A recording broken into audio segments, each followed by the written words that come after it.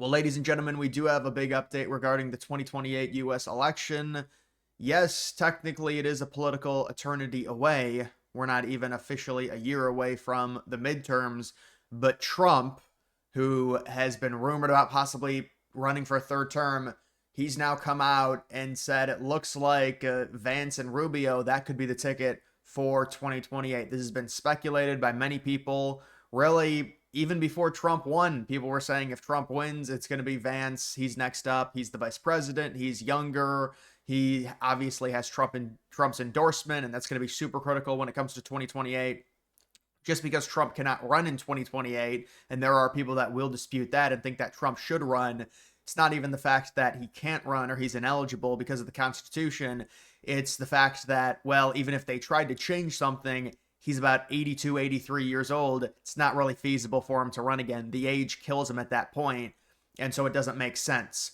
And when it comes to Vance, Rubio, Tulsi Gabbard, the main two tickets I've seen is either Vance Rubio, that's the number one ticket, or Vance Gabbard. So those are the two main tickets that I'm seeing right now from people. Seems like that's the obvious choice when it comes to Vance leading the ticket, and that's likely going to continue in terms of the rumors and the odds, and we'll take a look at the betting and all of that. But it would be very surprising based off of the career trajectory, the political career trajectory of Vance, for him not to be the VP outside of something catastrophic happening within the Trump administration. And we'll see how the midterms go, and things will change and new narratives will arise. But at this point, as long as Vance has Trump's backing, Trump still controls the majority of this party. And so if Trump, who has already picked Vance as VP, who has said Vance has done a great job, who is now potentially endorsing Vance with Rubio as the VP as a ticket, it would be shocking unless there's a crazy fallout and things change, and they could change. We're 3 years away until the real campaigning happens. But right now, it seems very, very obvious. Vance is the far and away favorite. Rubio was also interviewed about this, and he said that he thought Vance would be great. Now, was he just saying that because there's no point in him saying, I mean, if you're Rubio, there's no point in ruffling any feathers and saying, oh, I have my own career ambitions. I ran back in 2016. Now I see, possibly 2027, 2028 with Trump leaving. That's another opportunity for me, with everyone saying Rubio is the Swiss Army knife within the administration. I think Republicans are kind of going away from the Rubio line of thinking, especially as it relates to Israel. But you could see Rubio have his own ambitions and give himself another chance, considering he was very young back in 2016. Now he's got a lot more of a resume within the Republican Party, serving Trump in a number of different roles. So maybe Rubio decides, maybe I want to go and go up against Vance. Maybe he doesn't. And if he doesn't, it's probably going to be, I think either way, it's going to be Vance is a heavy, heavy favorite in 2028. People expect the Democratic primary to be a lot more interesting than the Republican primary because Vance is such a heavy favorite. And with the Democrats, they really don't have a leader right now.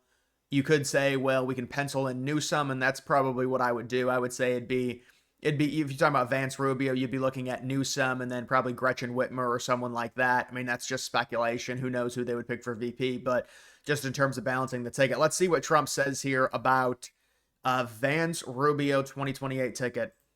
You said this morning that you probably won't be running for a third term. This weekend, Secretary of State Rubio said that he thought J.D. Vance would be a great nominee. You could clear the entire Republican field right now. Do you agree that the heir apparent to MAGA is J.D. Vance? Well, I think most likely, in all fairness, he's the vice president. I think Marco is also somebody that maybe would get together with J.D. in some form. I also think we have incredible people, some of the people on the stage right here. So it's too early, obviously, to talk about it, but certainly he's doing a great job, and he would be probably favored at this point. To be fair to Trump, that was a very leading question.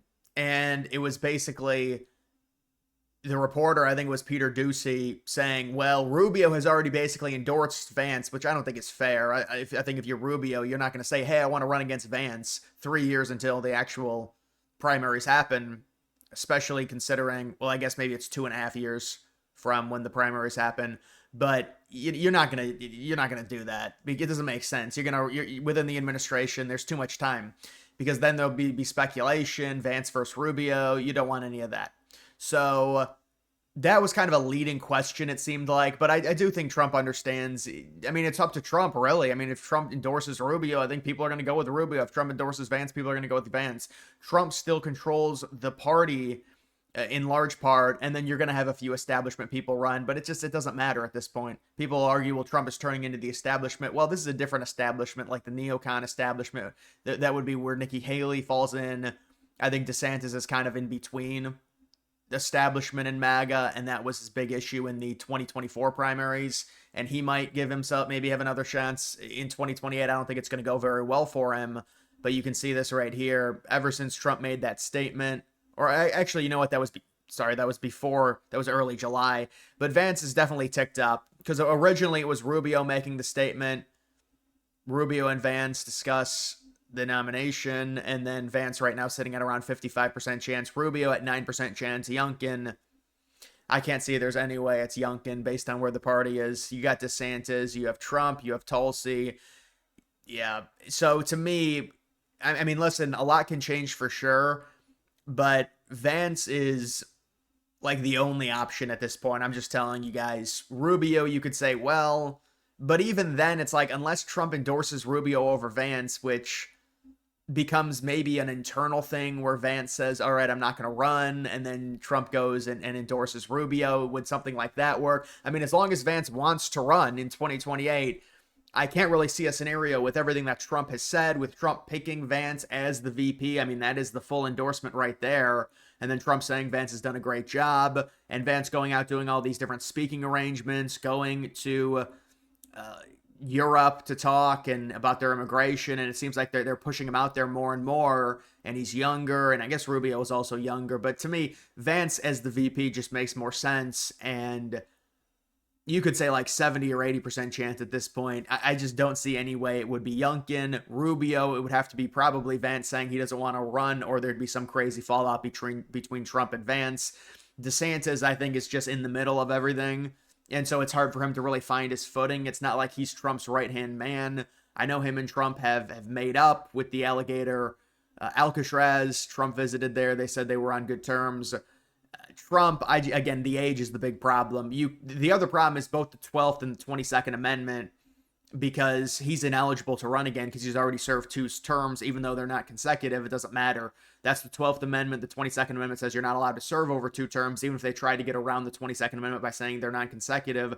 You have the 12th Amendment that says you cannot run for president. You're ineligible because he's already served 2 terms. That's the issue. It's the 12th and the 22nd. But even if they try to get around both of those, you run into a problem of he's too old. I mean, at this point, the country is trying to get younger, and I think Trump understands that. I mean, it's not like Trump is going out there saying, I mean, he hinted at it a few times. Some of that was, I do think, legitimate trolling. It's kind of hard to tell when Trump is trolling and when he's not. I do think that was legitimate trolling by Trump. Tulsi, would Tulsi try and run on her own?